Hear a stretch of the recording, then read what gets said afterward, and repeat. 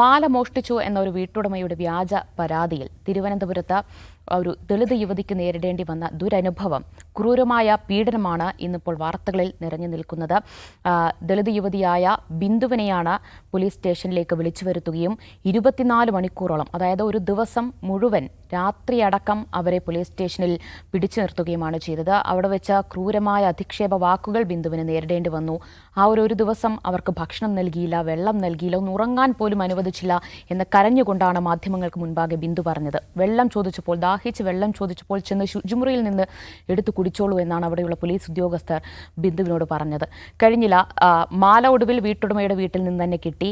അങ്ങനെ ഒടുവിൽ FIR തന്നെ അവർക്ക് റദ്ദാക്കേണ്ടി വന്നു. പക്ഷെ അവിടെ നിന്ന് പോലീസ് സ്റ്റേഷനിൽ നിന്ന് പോകുമ്പോൾ പോലും തെറ്റുകാരിയല്ല എന്ന് ബോധ്യപ്പെട്ടിട്ടുകൂടി അവരോട് വളരെ മോശമായ രീതിയിലാണ് പോലീസ് ഉദ്യോഗസ്ഥർ പെരുമാറിയിട്ടുള്ളത്. ഇനി ഈ വഴിക്ക് കണ്ടുപോകരുത് എന്ന് പറഞ്ഞുകൊണ്ട് അവരെ മടക്കി അയക്കുകയാണ് ചെയ്തത്. ഒടുവിൽ ഇവർ പരാതി നൽകാനായി മുഖ്യമന്ത്രിയുടെ ഓഫീസിലെത്തി. പക്ഷെ അവിടെ നിന്നും അവർക്ക് വലിയ അവഗണനയാണ് നേരിടേണ്ടി വന്നത്. മുഖ്യമന്ത്രിയുടെ പൊളിറ്റിക്കൽ സെക്രട്ടറി P. ശശി ആ പരാതി ഒന്ന് വായിച്ചു പോലും നോക്കാതെ ചെന്ന് കോടതിയിൽ പോയി പറയൂ, അല്ലെങ്കിൽ കോടതിയെ സമീപിക്കൂ എന്ന രീതിയിലുള്ള പെരുമാറ്റമാണ് മുഖ്യമന്ത്രിയുടെ ഓഫീസിൽ നിന്ന് പോലും ഉണ്ടായത് എന്നാണ് അവർ ആരോപണം ഉന്നയിക്കുന്നത്. എന്തായാലും ഇപ്പോൾ DGPക്ക് നൽകിയ പരാതിയിൽ തുടർ നടപടികളിലേക്ക് കടന്നിട്ടുണ്ട്. ഒരു പ്രാഥമിക അന്വേഷണത്തിനൊടുവിൽ SIയെ സസ്പെൻഡ് ചെയ്യാൻ ആഭ്യന്തര വകുപ്പ് ഒരുങ്ങിയിട്ടുണ്ട്. പക്ഷേ അത് പോരാ, പൂർണ്ണമായും തനിക്ക് നീതി ലഭിക്കണം. മറ്റ് 2 പോലീസ് ഉദ്യോഗസ്ഥരുണ്ട്, വീട്ടുടമയ്ക്കെതിരെ നടപടി വേണം എന്ന തരത്തിൽ തനിക്ക് പൂർണ്ണമായും നീതി കിട്ടണം എന്ന ഉറച്ച നിലപാടിലാണ് ഇപ്പോൾ ദളിത് യുവതിയായ ബിന്ദു ഉള്ളത്. നിഷാദ്, ദളിതർക്കെതിരെ എന്തുമാകാം, അല്ലെങ്കിൽ അവർക്ക് അവകാശങ്ങളൊന്നും ഇല്ലാത്ത ഒരു തരം വൃത്തികെട്ട ഒരു മാനസികാവസ്ഥയിലേക്ക് എത്തിച്ചേർന്നിരിക്കുകയാണോ, അതിൽ പോലീസും പങ്കാളികളാവുകയാണോ? എത്തിച്ചേർന്നിരിക്കുന്നു എന്ന പ്രയോഗത്തിൽ എന്തുമാത്രം ശരിയുണ്ടെന്ന് എനിക്ക് സംശയമാണ്. എത്രയോ കാലമായി ഇന്ത്യയിലെ പോലീസ് സംവിധാനം ദലിതരെ വളരെ മുൻവിധിയോടെ സമീപിക്കുന്നുണ്ട്. ദലിതർക്കെതിരായിട്ടുള്ള കേസുകളിൽ FIR ഇടാൻ മടിക്കുന്നുണ്ട്, അല്ലെങ്കിൽ എല്ലാ കേസുകളിലും ദലിതരെ പ്രതിയാക്കാൻ അമിതമായ ആവേശം കാണിക്കുന്നുണ്ട് എന്നുള്ളതൊരു ഇന്ത്യൻ യാഥാർത്ഥ്യമാണ്. 1999 ആംനസ്റ്റി ഇൻ്റർനാഷണൽ പുറത്തുവിട്ടിട്ടുള്ള ഒരു hate and crimes against Untouchables എന്ന മറ്റു പേരുള്ള ഒരു റിപ്പോർട്ടിനകത്ത് അവർ ഇന്ത്യയുടെ യാഥാർത്ഥ്യം എന്താണെന്ന് വളരെ ആഴത്തിൽ വിവരിക്കുന്നുണ്ട്. അതിൽ ഇന്ത്യയിലെ ദലിതുകൾക്കെതിരായിട്ടുള്ള പരാതികൾ, ദലിതുകൾക്കെതിരെ നടക്കുന്ന അതിക്രമങ്ങളുമായി ബന്ധപ്പെട്ട് പരാതി ഉയർന്നു വന്നാൽ ആ പരാതികളോട് പോലീസിന് എപ്പോഴും ഒരു മൃദുവായ സമീപനമായിരിക്കും. കേസെടുക്കാൻ എപ്പോഴും മടിയായിരിക്കും. നമുക്ക് ഹാത്രസ് ഓർമ്മയുണ്ട്. ഹാത്രസ് സംഭവത്തിൽ പരാതി വന്നപ്പോൾ അതൊരു വ്യാജ കഥയാണെന്ന് പറഞ്ഞ് ആദ്യം അതിൽ ആക്ട് ചെയ്യാൻ മടിക്കുകയാണ് ഇന്ത്യയിലെ പോലീസ് ചെയ്തത്. അപ്പോൾ ഈ ഏറ്റവും അവസാനത്തെ ബിന്ദുവിൻ്റെ കഥ മുതൽ പുറകിലേക്ക് നമ്മൾ ആലോചിച്ചാൽ നമുക്ക് ഇങ്ങനെ പിന്നിലേക്ക് പോകുന്തോറും നമ്മളെ ഭയപ്പെടുത്തുകയും നമ്മളെ തകർക്കുകയും ചെയ്യുന്ന ഒരുപാട് അനുഭവങ്ങൾ നമുക്ക് കാണാൻ പറ്റും. ദലിതർക്ക് നീതി എന്ന് പറയുന്നത് നമ്മുടെ സിസ്റ്റത്തിൽ ഇനിയും സാധ്യമായിട്ടില്ലാത്തൊരു സംഗതിയാണ്.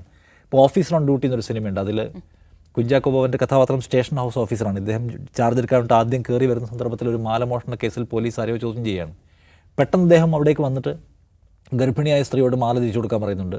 അവർ ഇല്ലെന്ന് പറയുമ്പോൾ അവരുടെ നാഭിക്ക് തൊഴിക്കും, നിൻ്റെ ഗർഭം കലങ്ങിപ്പോട്ടെ എന്ന് പറഞ്ഞിട്ട് മാല അവിടെ നിന്ന് കിട്ടും. എന്നിട്ട് അദ്ദേഹത്തിൻ്റെ ഒരു ഡയലോഗുണ്ട്, ഇത്രയും കാലം പണിയെടുത്തിട്ട് ഇവരാണ് പ്രതികളെന്ന് കണ്ടപ്പോൾ മനസ്സിലായില്ലടാ എന്ന് മറ്റു പോലീസുകാരോട്.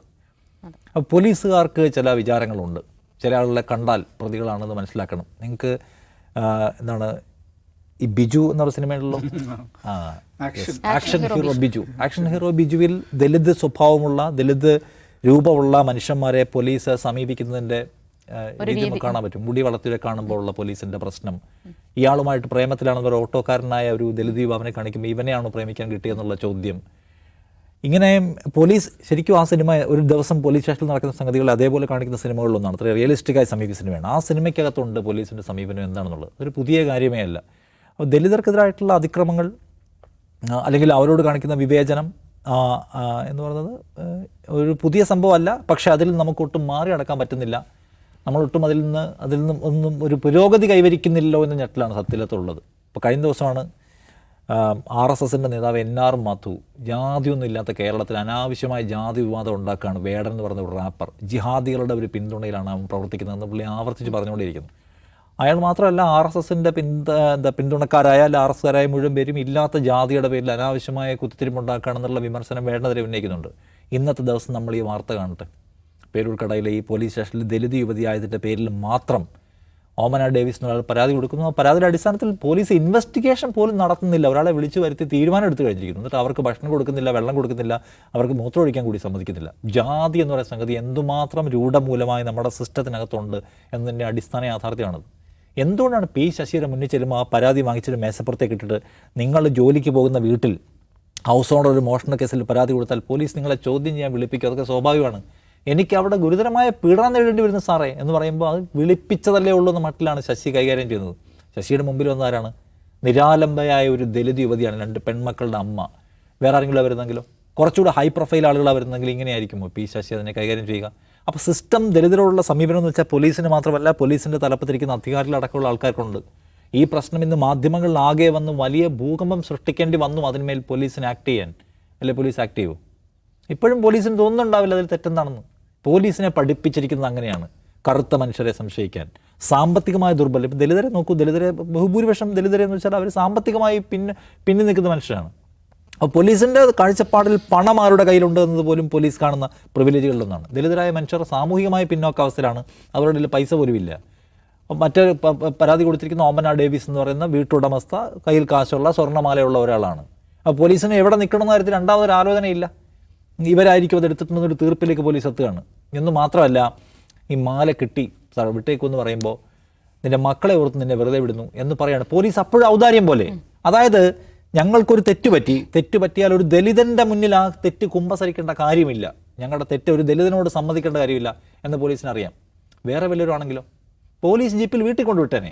വേറെ വല്ല മോളിൽ നിന്ന് വിളി വന്നിരുന്നെങ്കിൽ കുറച്ചൊരു ഒരു ഹൈ പ്രൊഫൈൽ ആളായിരുന്നുവെങ്കിൽ. അപ്പോൾ പോലീസിൻ്റെ ഒരു ഈഗോ, പ്രസന്നൻ എന്ന മറ്റു പേരുള്ള ഒരു CPO ആണ് ഏറ്റവും കൂടുതൽ പീഡിപ്പിച്ചതെന്ന് ഈ ബിന്ദു പറയുന്നുണ്ട്. അപ്പോൾ അവരുടെ ഈഗോ സമ്മതിക്കുന്നില്ല, ദലിതനോടൊന്ന് താഴാൻ, ഒരു സോറി പറയാൻ പറ്റുന്നില്ല. അപ്പോൾ ഇത് എങ്ങനെ പരിഹരിക്കണമെന്ന് ചോദിച്ചാൽ, ഒന്നാമത് ഇന്ത്യയിലെ പ്രശ്നമാണ്, ഇന്ത്യയുടെ ഒരു പ്രശ്നമാണിത്. ജാതീയമായി താഴെ നിൽക്കുന്ന മനുഷ്യരോടുള്ള അസ്പർശ്യത എന്ന് പറയുന്നത്. ഇപ്പം ഞാൻ നേരത്തെ പറഞ്ഞില്ല, ആംനസ്റ്റിയുടെ റിപ്പോർട്ടിൽ പോലും പറയുന്നത് അട്രോസിറ്റീസ് അഗൈൻസ്റ്റ് അൺടച്ചബിൾസ് എന്നാണ്. അസ്പർശ്യരായ മനുഷ്യരോട്, ചില മനുഷ്യരെ അസ്പർശ്യരായി തീരുമാനിക്കുക, എന്നിട്ട് അവരോടുള്ള വിവേചനം നമ്മളിവിടെ കാണുന്ന പോലെയല്ല, നമ്മുടെ ഡെയിലി ലൈഫിൽ ഇത് കാണുന്നത് കുറവാണ്. നോർത്തിലേക്ക് പോയാൽ വളരെ സീരിയസ് ആയിട്ടുള്ള മനുഷ്യർ ജാതി ഭീകരത അനുഭവിക്കുന്നുണ്ട്, ലൈഫ് ത്രെട്ട് പോലും അനുഭവിക്കുന്നുണ്ട് സാധാരണ മനുഷ്യർ. അപ്പോൾ അത് ഇന്ത്യയുടെ ഒരു പ്രശ്നമാണ്. ആ പ്രശ്നം പരിഹരിക്കാൻ കേരളം പോലെ നവോത്ഥാനം സാധ്യമായി, പുരോഗമന ജനാധിപത്യ വിപ്ലവ പ്രസ്ഥാനം ഭരിക്കുന്ന ഒരു നാടകമെന്ന് അവകാശപ്പെടുന്ന ഒരു സ്ഥലത്ത് പോലീസിനെ നമുക്കൊരു ആ നിലയ്ക്ക് എഡ്യൂക്കേറ്റ് ചെയ്യുന്നതിൽ എന്തുവരുന്നുണ്ട്, പരാജയം സംഭവിക്കുന്നുണ്ട്.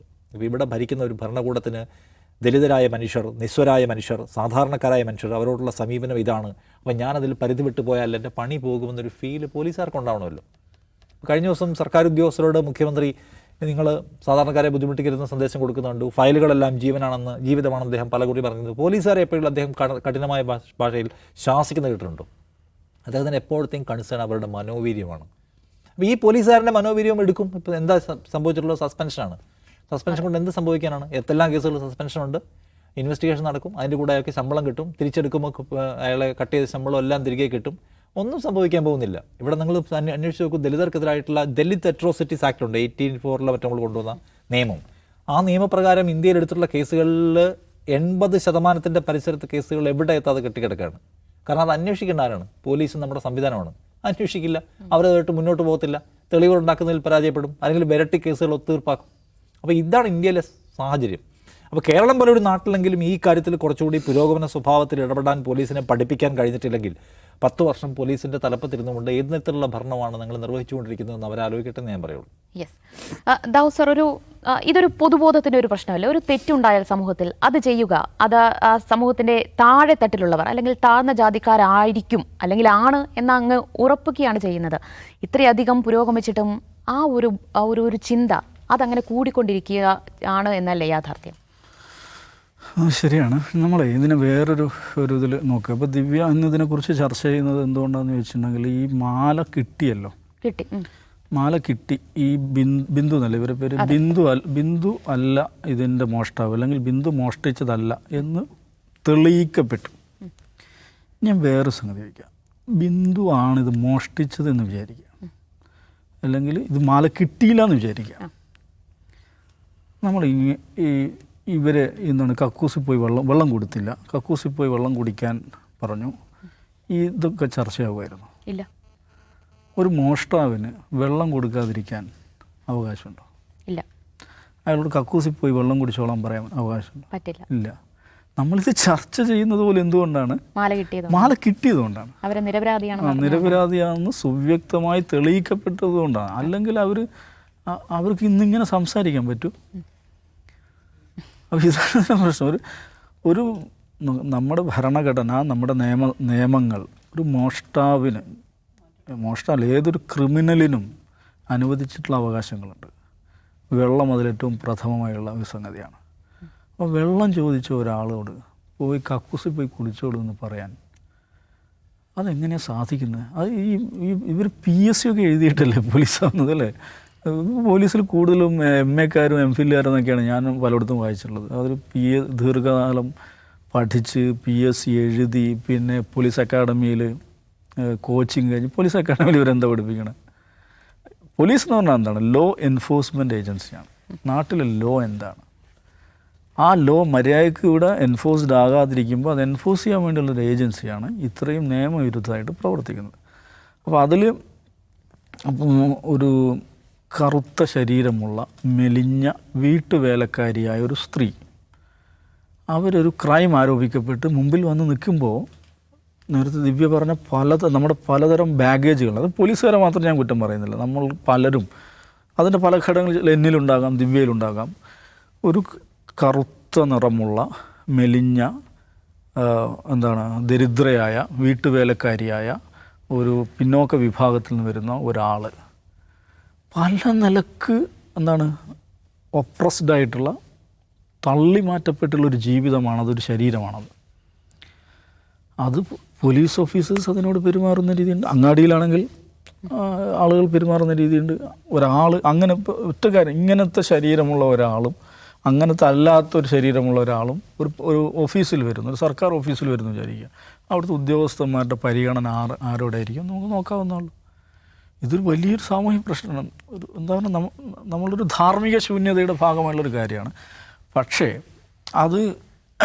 അതിനെല്ലാം അപ്പുറം നിന്ന് കാര്യങ്ങളെ സമീപിക്കാൻ ബാധ്യതപ്പെട്ടുള്ള ആളുകളാണ് പോലീസ് ഓഫീസേഴ്സ് എന്ന് പറയുന്നത്. കാരണം അവർ ഭരണഘടനയും നിയമവും ഇതൊക്കെ പഠിച്ച് നമ്മളെ നികുതിപ്പണം ഉപയോഗിച്ച് അക്കാഡമികളിൽ പഠിച്ച് പാസിംഗ് ഔട്ട് പരേഡ് കഴിഞ്ഞ് പുറത്ത് വരുന്ന ആളുകളാണ് അവർ. പക്ഷേ അവർ ഈ പറഞ്ഞ ആക്ഷൻ ബ്യൂറോ ഹീറോ ബിജുവിലെ പോലീസുകാരനെ പോലെയാണ് പെരുമാറുന്നത്. അത് നമ്മളൊരുപാട് കാലം സംസാരിച്ചതാണ്, ഇപ്പോഴും അങ്ങനെ തന്നെ തുടരുകയാണ്. അപ്പോൾ ഇങ്ങനെ ഒരു മാല നഷ്ടപ്പെട്ടിരിക്കുന്നു. അപ്പോൾ വളരെ പെട്ടെന്ന് തന്നെ ഇവരിലേക്ക് അക്യൂസ് ചെയ്യുന്നുണ്ടല്ലോ ഈ മാലയുടെ ഉടമകൾ, ആ വീട്ടുകാർ. വളരെ പെട്ടെന്ന് അവർ വേറെ അന്വേഷണം ഒന്നുമില്ല, അവരുടെ ആദ്യത്തെ ഇതെന്താണ്? ഇവരായിരിക്കും. അതവർ പോലീസിനോട് പറയുന്നു. പോലീസ് അതങ്ങോട്ട് വിശ്വസിക്കുന്നു. പോലീസ് ഇവരെ ഒരു മോഷ്ടാവ് എന്നുള്ള നിലക്ക് ഇവരെ കാണുന്നു. മോഷ്ടാവിന് ലഭിക്കേണ്ട, മോഷ്ടാവാണെങ്കിൽ തന്നെ മോഷ്ടാവിന് ലഭിക്കേണ്ട റൈറ്റ്സ് ലഭിച്ചു വെച്ചാൽ വേറെ ക്വസ്റ്റ്യൻ. അപ്പോൾ ഇങ്ങനെ അവസാനം ഇതെല്ലാം തെളിയിക്കപ്പെട്ടതിന് ശേഷം നിഷാദ് പറഞ്ഞ മാതിരി ഔദാര്യത്തിൽ നിന്നാ പൊയ്ക്കോ എന്ന് പറയുന്നു. പേരൂർ കടയിൽ കണ്ടുപോരുന്നു പറയുന്നുണ്ട്. പേരൂർ കട നിന്നെ കണ്ടുപോരുന്നു പറയുന്നു. ഇത് പറയാൻ ഇവർക്ക് എന്തോ അവകാശം? ഇത് വളരെ സങ്കടമാണ്. പക്ഷെ ഇതിലൊരു ഞാൻ കാണുന്നൊരു ചെറിയൊരു പോസിറ്റീവ് ഘടകം, ഈ പോലീസുകാരൻ ഈ SIയെ സസ്പെൻഡ് ചെയ്തിട്ടുണ്ട്. സസ്പെൻഷൻ്റെ ശിക്ഷയല്ല, അത് മനസ്സിലാക്കണം. പക്ഷെ അതിനെങ്കിലും സന്നദ്ധമായി, അല്ലെങ്കിൽ കുറച്ച് ഇവരുടെ ഒരു പൊതുവെയുള്ള രീതി എന്ന് വെച്ചാൽ ഇപ്പോൾ പോലീസ് അട്രോസിറ്റിനെ കുറിച്ച് പറഞ്ഞാൽ പിണറായിടാ ഇരട്ടച്ചങ്കം ഭരിക്കുമ്പോൾ ഒന്നും ഉണ്ടാവില്ല, അങ്ങനെ ഒരു സംഗതി ഉണ്ടാവില്ല എന്നുള്ളതാണ്. പോലീസിനെ ന്യായീകരിക്കുക എന്നുള്ളതാണ് കേരളത്തിലെ ഇടതുപക്ഷ സാംസ്കാരിക പ്രവർത്തനം എന്ന് പറയുന്നത്. ഇപ്പോൾ കഴിഞ്ഞ ദിവസം പെരിന്തൽമണ്ണയിലൊരു പോലീസ് ഓഫീസർ, അയാളെ ന്യായീകരിക്കാൻ വേണ്ടിയിട്ട് എത്ര സാഹിത്യകാരന്മാരാണ് രംഗത്ത് വന്നതെന്ന് അറിയാം. അപ്പോൾ സർവ്വ ഇടതുപക്ഷ പുരോഗമന സാഹിത്യകാരന്മാരും പിണറായി വിജയൻ്റെ പോലീസിനെ ന്യായീകരിക്കുക എന്നുള്ള ജീവിത ദൗത്യമായിട്ട് എടുത്തൊരു കാലത്ത് ഇയാൾക്ക് വേണ്ടിയിട്ട് അങ്ങനെ സാഹിത്യങ്ങൾ രചിക്കപ്പെട്ടില്ല എന്നുള്ളത് ഞാൻ വലിയ ആശ്വാസമായിട്ടാണ് കാണുന്നത്. അപ്പോൾ ഇത്തരം വാർത്തകൾ വരുമ്പോൾ, ഇത്തരം ഇഷ്യൂസ് വരുമ്പോൾ രണ്ട് കാര്യമാണ് ഇവർ ഉന്നയിക്കാറ്. സാറിന് പിണറായിയുടെ കാലത്ത് അങ്ങനെ സംഭവിക്കില്ല, പിന്നെ ഉമ്മൻചാണ്ടിയുടെ കാലത്ത് എന്തൊക്കെ സംഭവിച്ചു എന്നതിൻ്റെ അപ്പോൾ നിങ്ങൾ എവിടെയായിരുന്നു? ഇത് ഞാൻ മുമ്പ് പറഞ്ഞിട്ടുണ്ട്. ഹെൽത്ത് സെൻ്ററിൽ ഡോക്ടറില്ലാന്ന് വാർത്ത കൊടുത്താൽ താഴെ കമൻറ്റ് വരികയാണ്, ഉമ്മൻചാണ്ടിയുടെ കാലത്ത് ഡോക്ടർ ഉണ്ടായിരുന്നോ? ഇതാണ് ഇവിടുത്തെ ഇടതുപക്ഷ രാഷ്ട്രീയ പ്രവർത്തനം. അപ്പോൾ അതിൽ നിന്നുള്ളൊരു ഇച്ചിരി മാറ്റം ഉണ്ടായിരുന്നു. അയാളെ സസ്പെൻഡ് ചെയ്തിട്ടുണ്ട്. യഥാർത്ഥത്തിൽ അയാൾ ഈ SC/ST അട്രോസിറ്റീസ് പ്രിവെൻഷൻ ആക്ട് പ്രകാരം ഒഫൻസ് ചെയ്ത ആളാണ്. ആ പോലീസും അയാളുടെ പോലീസുകാരും SC/ST അട്രോസിറ്റീസ് പ്രിവെൻഷൻ ആക്ട് പ്രകാരം കേസെടുക്കുകയാണ് വേണ്ടത്.